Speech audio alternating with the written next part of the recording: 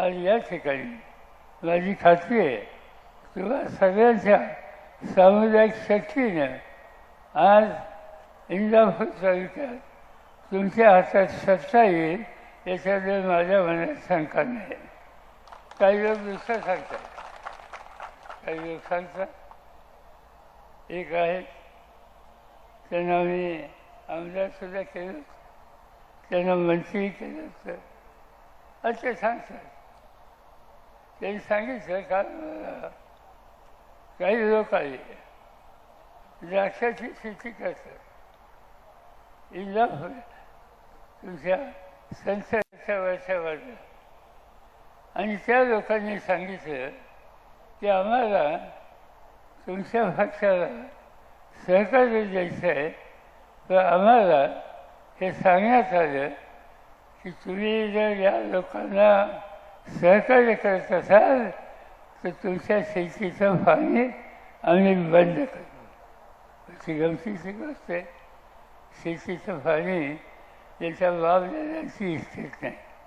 हा शेती ते घेऊन खात. मी त्यांना एवढंच सांगू शकतो, अरे मामा जरा जपून काय बोलतो हे लक्षात ठेव, कुणासाठी बोलतो हे लक्षात ठेव, तुला सगळं करायला हे लागणार नाही.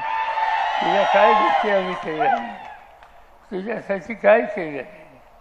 गुजरातमधनं औषधा कंपनीच्या एजन्सी त्यांना हवा होत्या माझ्याकडे. मी कोणाला बोलायचं त्यांच्याशी बोललो. होता कार याची एजन्सीत मदत पाहिजे, आणखीन काही दुकानं काढायची त्याच्यात मदत पाहिजे. आम्ही असा विचार करतो की लहान कुटुंबातनं लहान समाजातनं काही लोक येत असतात, त्यांना उभं करण्याच्यासाठी शक्ती देणं, पाठिंबा देणं याची गरज असते. आणि ती भूमिका मी घेतली. पण ती भूमिका घेतली त्याचा परिणाम त्यांचे पाय आज जमिनीवर राहिलेले आहेत. त्यांचे पाय हे हवेत गेले, त्यांचे डोकं हे हवेत गेले.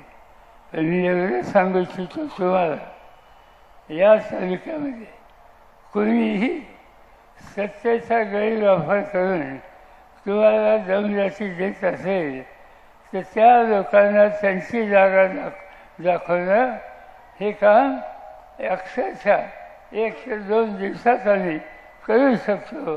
आज त्या रस्त्याने जायचं नाही. तुम्हा करा आणि लोकांसाठी नीट वागा, नीट बोला, हे मला सांगायची वेळ आहे.